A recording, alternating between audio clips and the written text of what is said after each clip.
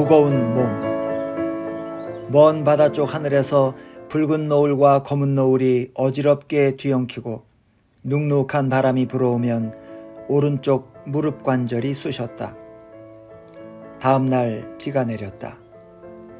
여름 장마 때는 임진년 율포 싸움에서 총 맞은 왼편 어깨가 결렸고 날씨가 갑자기 추워지면 무릎과 허리가 함께 아팠다.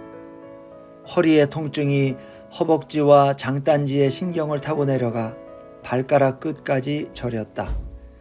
임진년 율포에서 적타는 어깨뼈에 깊이 박혔다. 그때 엿새 동안 거제, 고성연안의 당포, 당항포, 율포를 기습해서 적선 50여 척을 바다로 끌어내 온전히 부수었다. 대열이 망가진 적들은 한 척씩 차례로 붙잡혔다. 바다 여기저기서 서너 척씩 선단을 지은 함대들이 적선 한 척씩을 붙잡아 온전히 부수었고 차례로 온전히 부수어 나갔다. 죽은 자는 헤아리지 않았다. 언제 적탄이 날아와 박힌 것인지 기억이 없었다. 진을 거두어 가까운 수경주로 돌아갈 때 어깨가 빠지는 듯이 아팠고 피에 젖은 겨드랑이 미끈거렸다. 몸에 박힌 적탄은 묵직하고 뻐근했다. 적탄은 깊숙이 들어와 있었다. 더 깊었거나 각도가 심장 쪽이었다면 아마 그때 나는 율포에서 죽었을 것이다. 적탄의 깊이는 죽음 직전에서 멎어 있었다. 내 몸속의 적탄은 오래전부터 거기 그렇게 들어와서 살았던 것처럼 무거웠다. 수경지에서 척후장 조병식을 시켜서 단도 끝을 불에 달구어 뼛속을 헤집고 적탄을 발라냈다.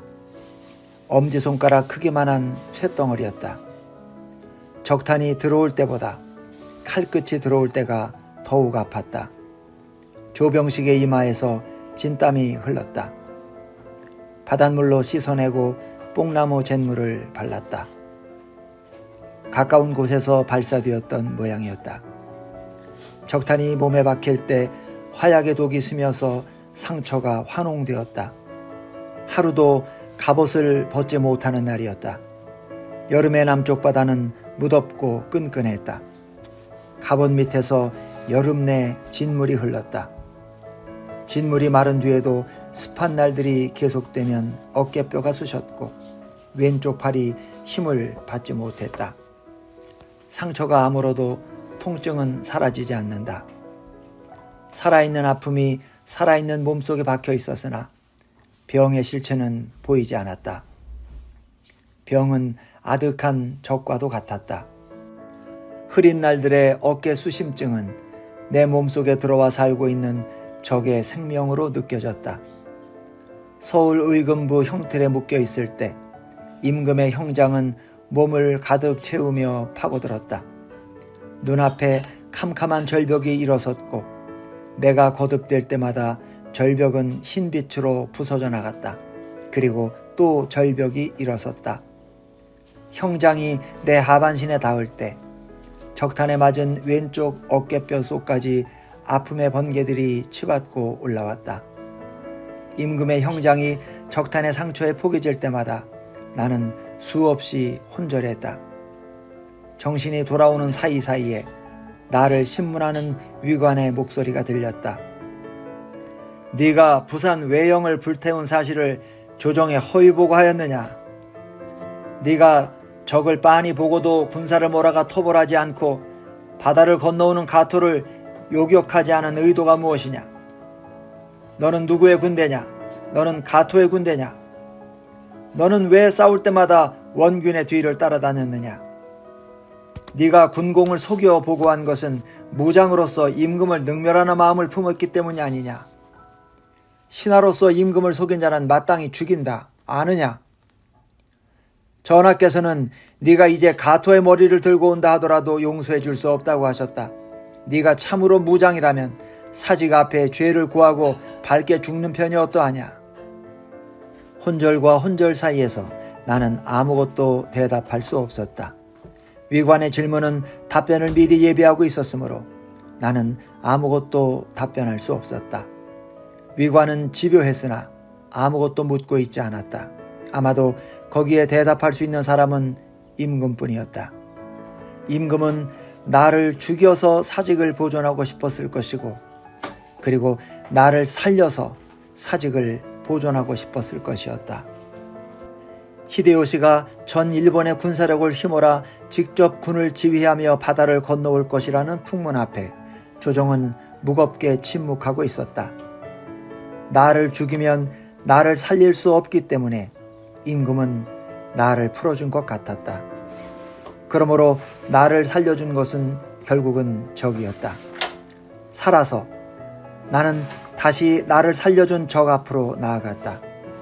세상은 뒤엉켜 있었다.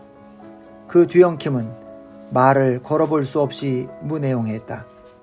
의금부에서 풀려난 뒤부터 추운 날에는 허리가 결렸고 왼쪽 무릎이 시리고 쑤셨다. 무릎이 시릴 때 두 다리가 땅을 밟지 못하는 것처럼 얼얼했다. 뼛속의 구멍으로 찬 바닷바람이 드나드는 듯 싶었다. 뼛속을 드나드는 바람은 내 몸 안에 들어와서 살고 있는 임금의 숨결이며 기침소리처럼 느껴졌다. 내 어깨에는 적이 들어와 살았고 허리와 무릎에는 임금이 들어와 살았다. 활을 당겨 표적을 겨눌 때 나는 내 어깨에 들러붙은 적을 느꼈고, 칼의 세를 바꾸려고 몸을 돌릴 때 나는 내 허리와 무릎 속에서 살고 있는 임금을 느꼈다. 시린 무릎으로 땅을 온전히 딛지 못할 때도 내 몸은 무거웠다. 적과 임금이 동거하는 내 몸은 새벽이면 자주 식은땀을 흘렸다. 구들에 불을 떼지 않고 자는 밤에도 땀은 흘렀다. 등판과 겨드랑이에 땀은 흥건히 고였다. 식은땀은 끈끈이처럼 내 몸을 방바닥에 결박시켰다. 나는 내 몸이 밀어낸 액집 위에서 질퍽거렸다. 잠에서 깨어나는 새벽에 나는 내가 어디에 와서 누워있는지 알지 못했다. 밤에 바다로 나아가는 새들의 울음소리가 들렸다. 겨드랑이 밑에서 땀이 식는 한기에 솟아칠 때 내 의식은 식은땀과 더불어 내 바닷가 수영 숙사로 돌아왔다. 군법을 집행하던 날 저녁에는 흔히 코피가 터졌다. 보고서 쪽으로 머리를 숙일 때 뜨거운 코피가 왈칵 쏟아져 서류를 적셨다. 코피가 터지고 나면 머릿속에서 빈 들판이 펼쳐지듯 두통이 났고 열이 올랐다. 종을 불러서 옷을 갈아입고 자리에 누우면 실신하듯이 밑빠진 잠이 쏟아졌다. 나는 바닥 없는 깊이로 떨어져 내렸고 잠에서 깨어나는 새벽에는 식은땀에 젖었다. 의식이 다시 돌아올 때 나는 어둠에 걸린 환도 두 자루를 응시하고 있었다. 임금의 몸과 적의 몸이 포개진 내 몸은 무거웠다.